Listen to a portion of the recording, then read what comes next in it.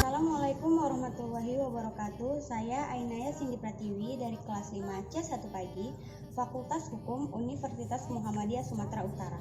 Nah, pada mata kuliah kriminologi ini, saya akan menjelaskan tentang akibat-akibat dari suatu kejahatan. Nah, sebelum kita mengulas akibat dari kejahatan itu sendiri, perlu kita ketahui apa arti dari sebuah kejahatan. Nah, kejahatan itu tidak mempunyai definisinya sendiri, tetapi R. Susilo pernah mengatakan, ia melihat kejahatan itu dari dua perspektif pandangan dia. Yang pertama dari perspektif yuridis dan kedua dari perspektif sosiologis. Yang pertama, perspektif yuridis ialah suatu kejadian atau suatu tindakan yang bertentangan dengan undang-undang. Sedangkan dalam perspektif sosiologis itu adalah suatu tindakan yang dapat melakukan atau merugikan si korban.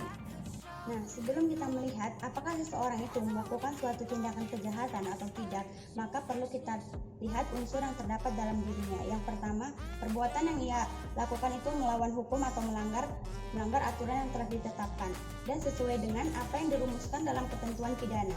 Nah, bisa kita lihat dalam Kitab Undang-Undang Hukum Pidana apakah tindakan yang ia lakukan itu merupakan suatu kejahatan atau tidak. Nah, apabila ia terbukti telah melakukan suatu kejahatan, maka harus ada ancaman yang diberikan kepada dia, harus ada tindakan yang harus diberikan kepada dia. Saya akan memberikan beberapa contoh kasus kejahatan yang sering terjadi di dalam lingkungan masyarakat.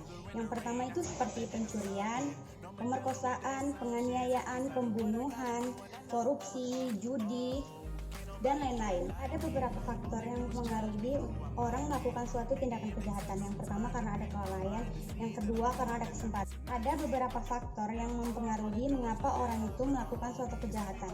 Yang pertama karena adanya kelalaian, yang kedua karena ada kesempatan, yang ketiga karena faktor ekonomi.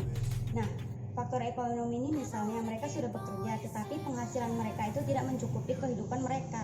Jadi mereka menghalalkan segala cara untuk melakukan agar perekonomian mereka itu tercukupi. Nah, setelah melihat penjelasan apa itu kejahatan, contoh dari kejahatan, serta unsur-unsur yang memenuhinya, maka di sini saya akan menjelaskan akibat yang timbul dari kejahatan itu sendiri. Yang pertama, membuat seseorang kehilangan harta bendanya. Yang kedua, menimbulkan trauma secara psikologis. Yang ketiga, membuat orang menjadi cacat mental maupun cacat fisik.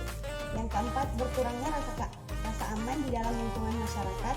Yang kelima, kerugian secara material maupun imaterial. Nah, sekian penjelasan dari saya mengenai apa akibat dari kejahatan. Wassalamualaikum warahmatullahi wabarakatuh.